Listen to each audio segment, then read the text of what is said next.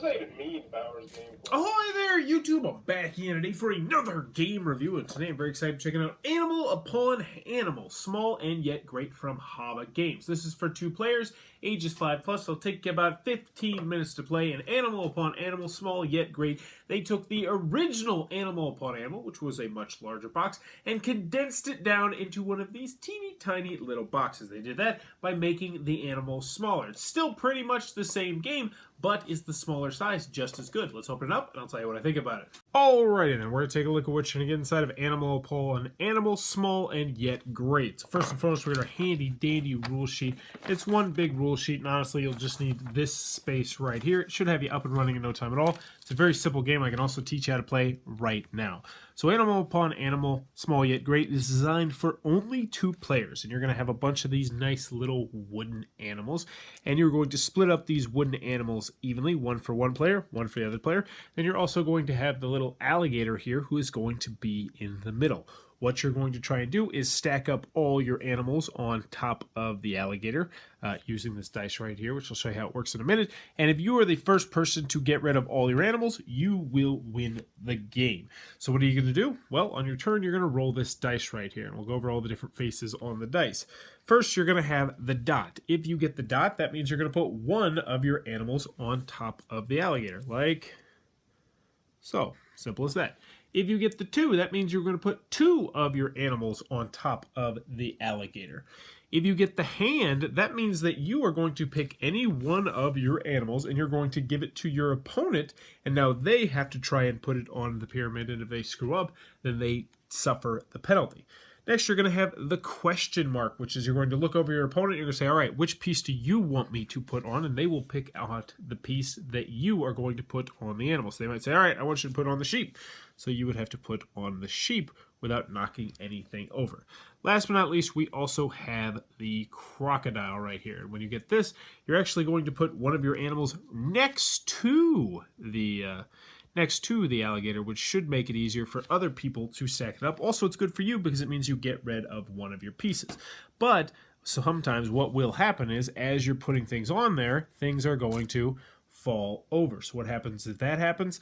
Well, unfortunately, that means you're going to have to take back the pieces that dropped, up to 2 of the pieces. And sometimes if there's more than that, you're actually going to put pieces back in the box. So the game won't go on forever as pieces. So if everything knocks out, pieces are going to go back into the box. But eventually what's going to happen is someone is going to completely run out of pieces, at which point they will be the winner of Animal Upon Animal, small and yet great. Alrighty then, Animal Upon Animal, small and yet great from Haba Games. So what are my final thoughts? Let's go over the pros. Let's go over the cons. First, on the con side, the game's not going to be for everybody for a couple different reasons. It's only 2 players, which is a very restricted player count. Now, I will say you can play different versions of the game, which I do with the kids in my class, where you can have more than 2 players. But that is still a little bit of a bummer that it only goes 2 players. The original Animal Upon Animal and the bigger versions go 2 to 4 players. They definitely have a larger player count. Also, I will say I like the larger pieces better. I feel like the smaller pieces are a little bit more difficult to stack, especially for the younger kids. They kind of get a little bit more frustrated with this version than they did with the original version, which is a bummer. Also, this is a very simple children's game, which is immediately, duh, you should know that by this point, but it is something that I did want to mention. Any other cons that I have with the game? No, not really. I mean, it's more Animal Upon Animal. I liked Animal Upon Animal when it was a large box.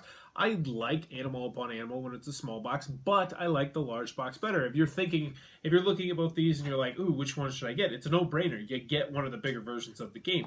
But if you're looking for something that is smaller, easier to carry, like honestly, you could fit this in a really small Ziploc bag. And this is a fun little game still. I feel like this is a good kind of game to bring to a restaurant or something with a kid.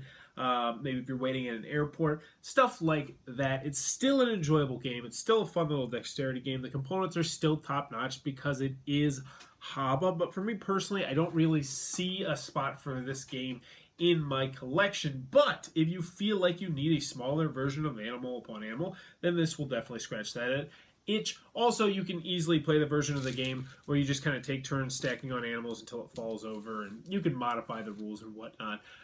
But overall, Animal Upon Animal, small and yet great. It's a solid Haba game. Is it as good as its predecessors? No, but it's still a pretty solid game. If you enjoyed this review, please be sure to click on that subscribe button down below in the comments below. Let me know, what is something that you like smaller as opposed to bigger? I mean, personally, I like smaller.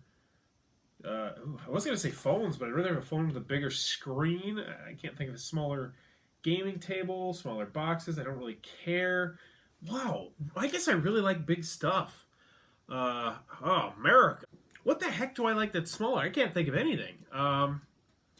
Glasses. I like having smaller glasses as opposed to bigger glasses. But really, this was a lot more difficult question than I thought. Let me know in the comments below what's something that you like smaller. And as always, thanks for your time, YouTube.